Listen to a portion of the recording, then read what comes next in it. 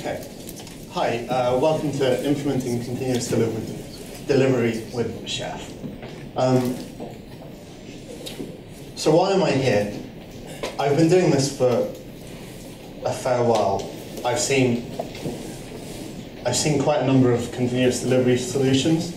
Some of them have been pretty awful, so I'm going to tell you a bit about what not to do. Some of them have been pretty good, so I won't tell you about those because where would the fun be in that?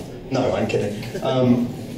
So I'm going to tell you about the good stuff and some of the bad stuff, some of the worst stuff, and actually the worst stuff was the project that tried to build an object store in PHP on top of MySQL.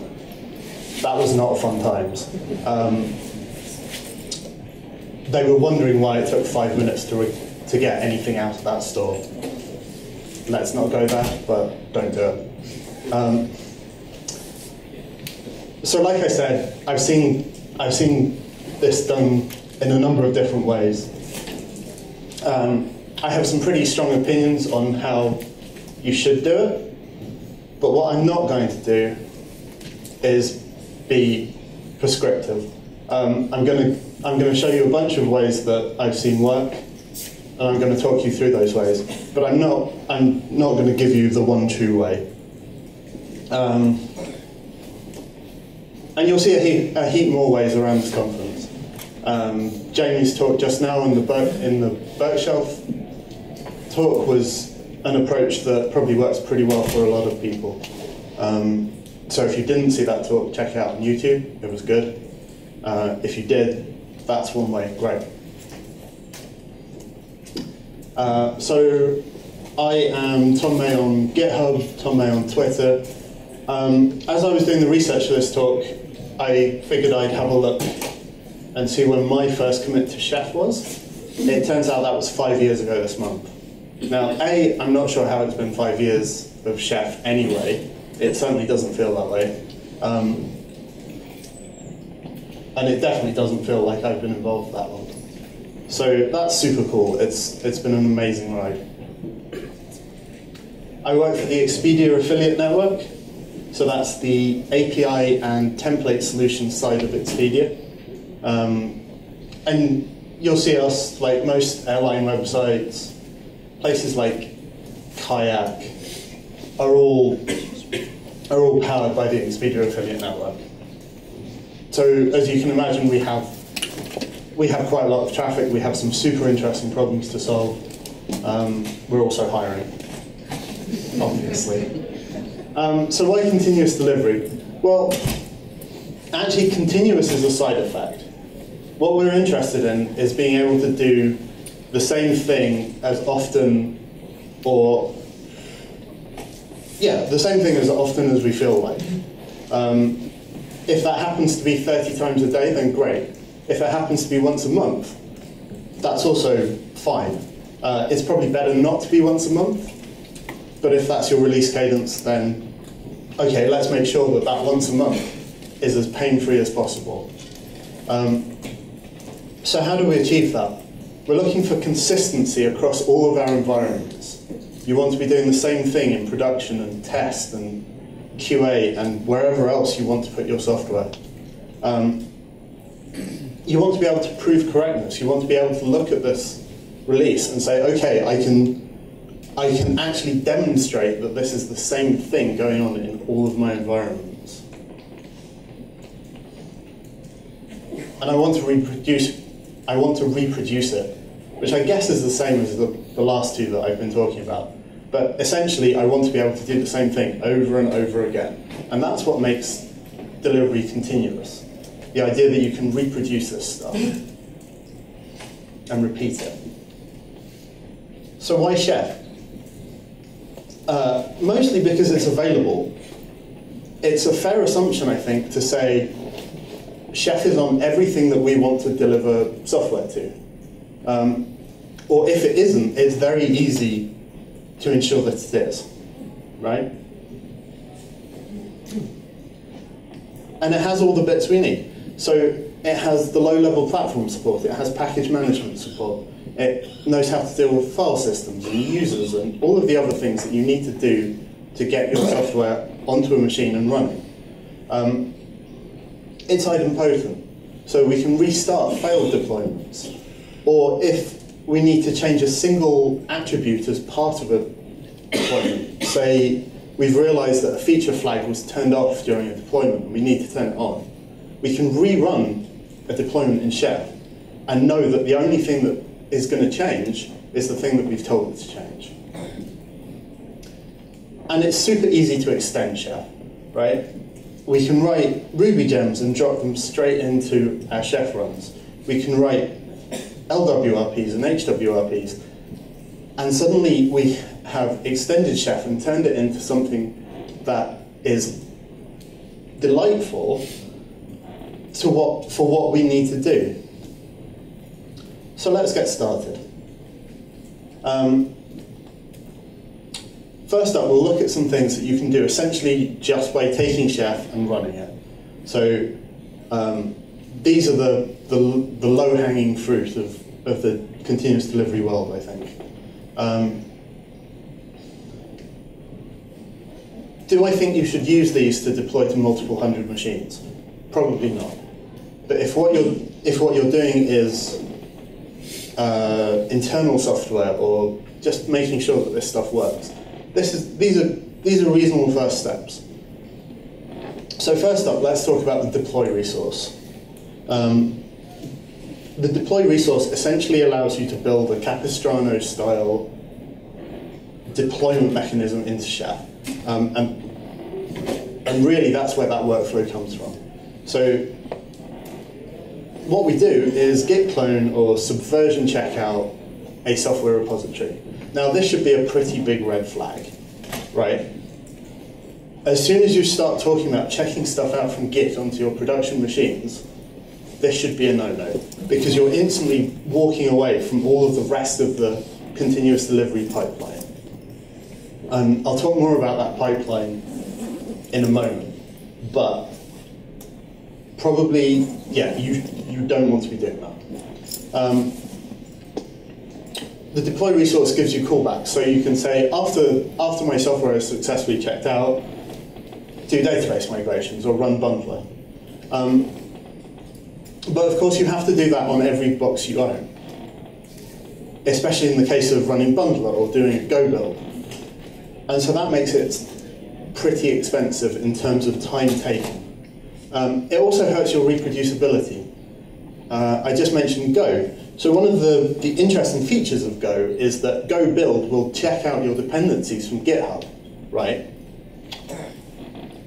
But you can't specify tags or branches to check out from GitHub. You get master. So what happens if you deploy to box A and you run your Go build and you get a bunch of software on there, and then someone commits to master on GitHub and you run Go build on box B? Now you have two different versions of your software by stealth that you can't, that the only way you can tell is by inspecting those machines individually. So stuff like that gets pretty scary. Application cookbooks. There's a whole bunch of these on the community sites. I had a quick look at the Ruby cookbook the other day. This is pretty much all I have to say about that.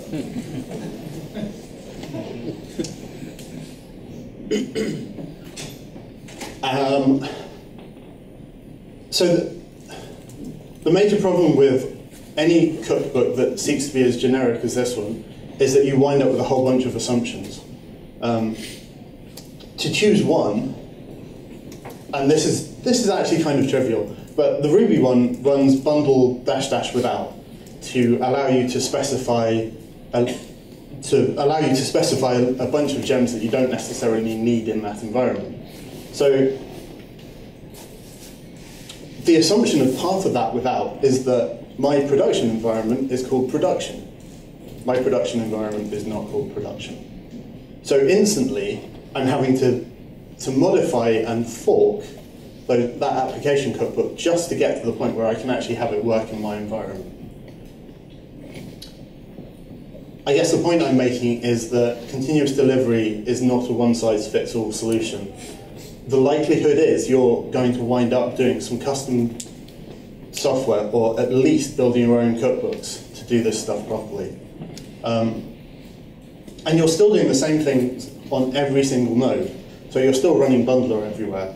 You're still potentially firing up your virtual machines, your JVM or your Ruby VM or whatever, to run migrations, because you kind of have to, unless you have some system underlying your deployment system to allow you to say, okay, my migrations have run on box A, I don't need to do it on the other 900. And you probably want that, but you probably haven't got there by the time you're using application cookbooks. And so all of those factors make deployment slow, and that makes people sad.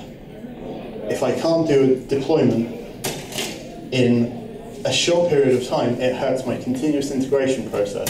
It makes it a pain in the ass to do testing. And none of those things make developers or operations happy.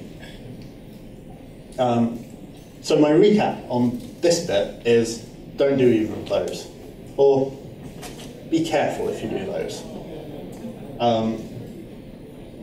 Do them to get yourself off the ground. If you just want to get a website up quickly, great. If you're planning on doing this for the next couple of years, do something different. So let's talk about pipelines for a bit. This is pipeline in Hawaii. I've never been to Hawaii, and I can't surf. So I can only admire this concept from afar. And we're kind of going out of scope for my talk, so this seems like a pretty good metaphor. Continuous delivery can't work in isolation. It is the end of a pipeline that starts with revision control. And I hope you all have revision control for your applications, otherwise you should just leave this room now, get revision control, and then come back. Okay? Anyone? No? Good. We're talking about testing, unit testing, integration testing, end-to-end testing as part of a larger company workflow, and continuous integration. All of these things are absolute prerequisites to get you to a continuous delivery happiness place. Okay?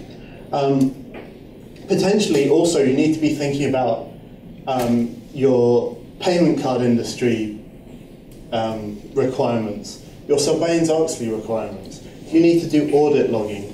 Do you need to have separation of duties so that your test engineers sign off or your release engineers sign off? And all of those things need to be part of that pipeline. And also, who do you notify? All of these things happen as part of the pipeline that continuous delivery is the end result of. Okay? Continuous integration, you should have it. In the same way that you should have revision control. So this is really what allows you to do this. This gives you a single source of truth for artifacts and for tests, so that you can demonstrate that your software is working as you expect it to before it gets to production, and you have a whole bunch of sad people running around trying to figure out why you're in a world of hurt. Okay. As part of continuous integration, you should build once. You should not build different artifacts for testing and for QA and for your E2E environments. You should build a single artifact and make sure that that same artifact goes to all the places. So that means you need to think about ensuring that your configuration is not compiled into your code. Or you need to think about, if it is compiled into my code, how do I resolve the things that I need to resolve about? Do I need to be thinking about split horizon DNS? Do I need to be thinking about something like Zookeeper or etcd for getting my configuration that is changed per environment back into my application? And you should test the same artifact that you deploy. This sounds really obvious, and hopefully it is really obvious. But the number of times I've seen people deploy different things to what they've built in test is bloody terrifying. Okay? Don't do it. Just build it once. It's quicker. So yeah, pipelines. Continuous delivery is part of that. It is not a thing in isolation. So let's talk about operating system packages.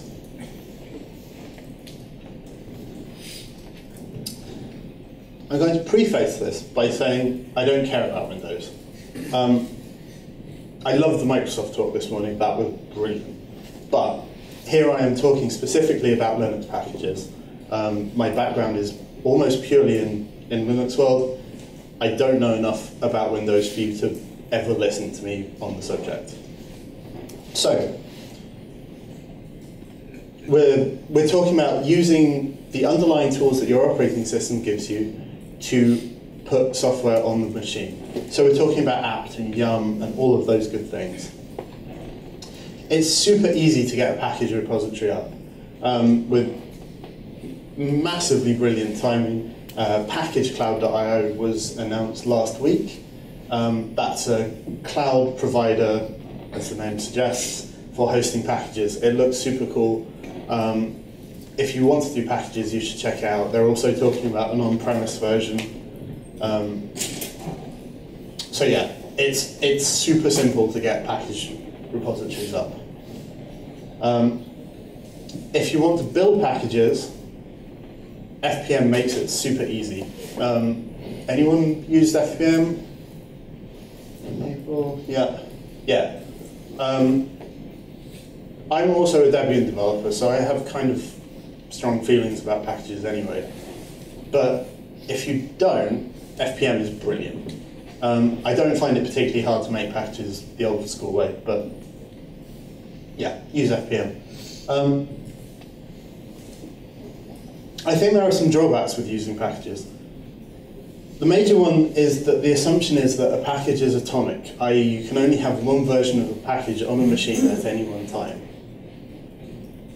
Why is this a bad thing? Well, let's say I have a 2 GB deployable, which is not particularly uncommon. If you have, say, the Scala libraries, or your Facebook and build everything into a single executable, you probably want to push those packages onto your machine and get them in place before you want to deploy them, before you want to start them running. So pre-deployment gets much harder if your operating system is assuming that it has to take off the old version before it can have the new version on it. And the workflow generally is that you uninstall the old version of the package, and so that machine is out of service. And then you install the new version, and then you start it up again. So there's a number of minutes where that machine is out of service. And that's fine if you've got enough machines to cover that cycle of slack. But if you want to speed it up, it's hard to do with packages. You also need to still be thinking about what to do with your configuration files. A company I worked at a few years ago decided to put generated config files into packages. And so they had a package for every piece of software, for every environment that that piece of software could potentially be in, which was like 30 packages per software project. And that got pretty horrifying pretty fast. So use your configuration management to deal with packages, to deal with configuration files for packages. But all in all, that's a pretty good way of approaching the problem. But now let's think about how we could approach building something a little more custom, something that works better for our specific environments. The first one I'm going to talk about is artibles, which we came up with a couple of years ago. And they're called artibles because they're just tarbles with artifacts in, but they're kind of package light. If you've ever looked at a Debian package is 2 tarballs and some metadata all mashed together into an AR archive. So you can take it apart pretty much anywhere that has the standard Unix tools. Now, what an artable is a tarball that contains all of your software, all of the artifacts of that software, so the bundle vendor directory, any compiled artifacts from, say, Maven or whatever, and a chef cookbook. And what we do is we extract the tarball onto the operating system, and then we can run Chef solo with the cookbook that's part of that artifact to configure the environment and do any post-installation steps that you might need for that software to run. So you can install virtual machines or required software, or you can run migrations as part of the Chef solo run that you've built into the cookbook. This is actually pretty similar to what Jamie was just talking about. It's also really similar to how the omnibus server packages work. Omnibus ships with a reconfigure command that essentially just runs a whole bunch of Chef cookbooks under the hood. So all of these mechanisms are pretty similar approaches to getting your software onto your machine and configured.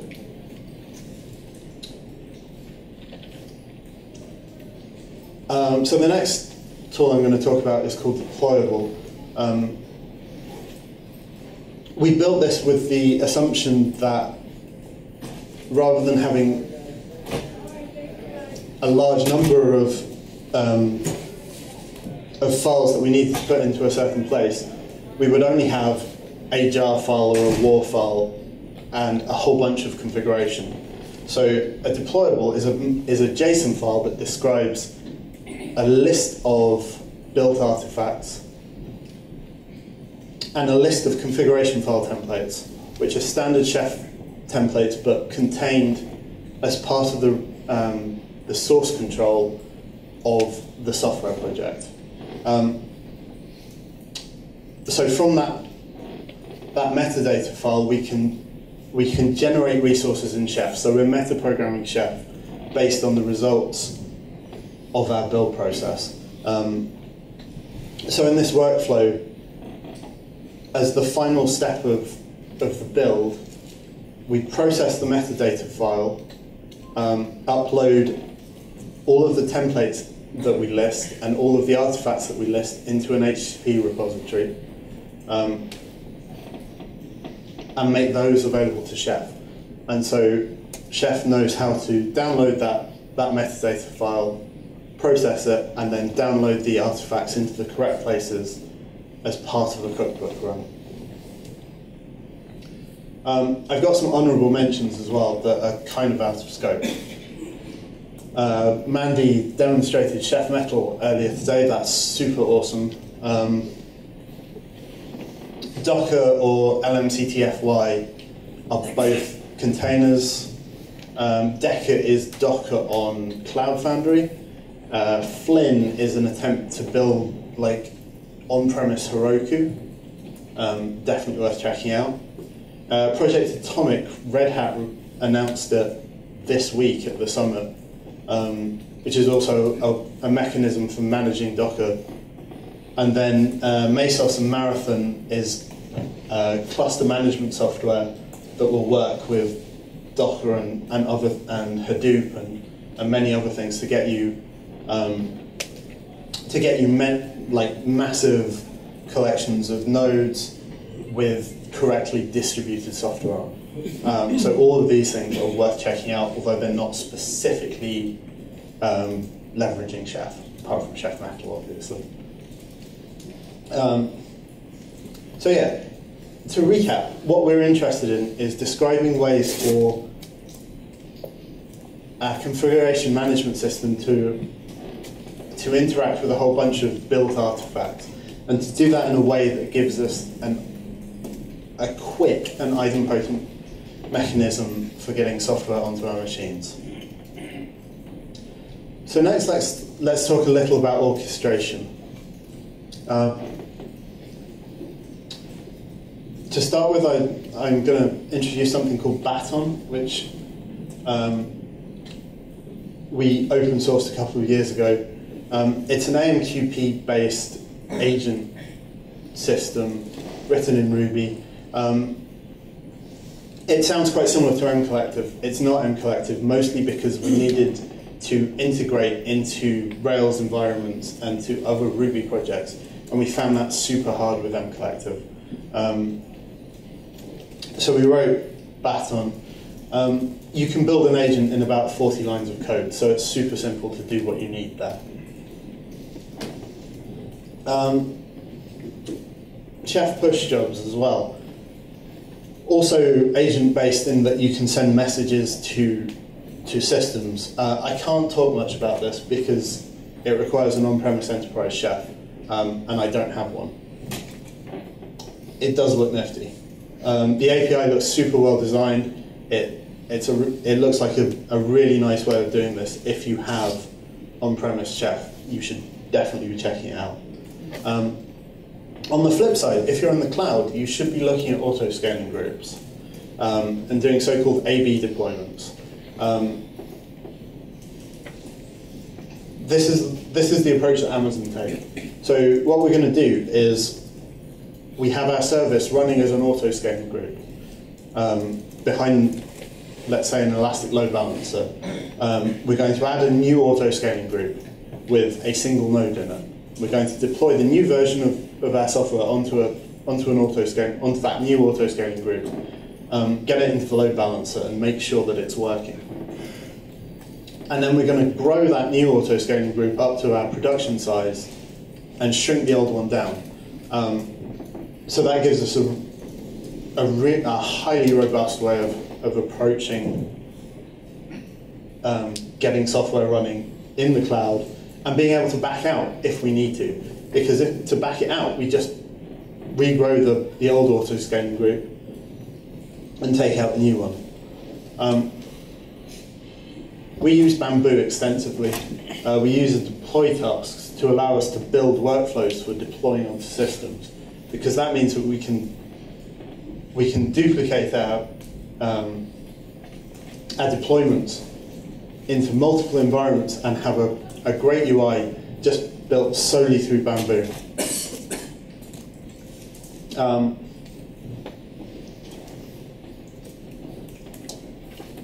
So I've rattled through these slides. I was expecting to take at least another 2 or 3 minutes, so apologies for that.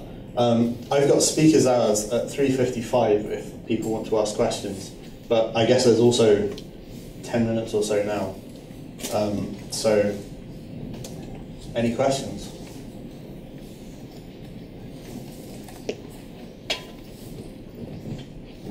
So you said you were using Bamboo to allow the controls of the deployments. Yep. Are you doing promotion from like initial environments as part of the pipeline using Bamboo as well? Yeah. Is it contingent on various test jobs as well? Or how are you Okay, so controlling the gate? So the question was, how do we do gatekeeping in Bamboo? How do we decide which builds to promote? And yes, we absolutely use the results of test jobs. We also have to have individual QA sign-off as part of our Jira tickets, and that flows into Bamboo as well. And then we also have some manual approval steps at the moment because of the way our Sarbanes-Oxley requirements work.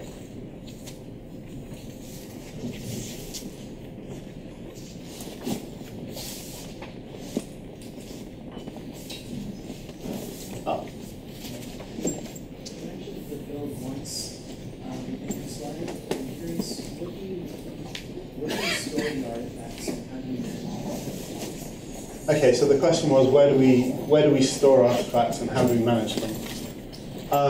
We actually store our artifacts in S3, which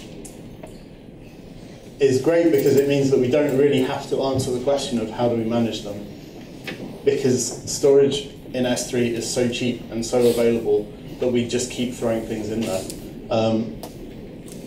It also makes it super easy for us to do audit logging on there because we can demonstrate exactly which S3 keys have permission to download things from that archive.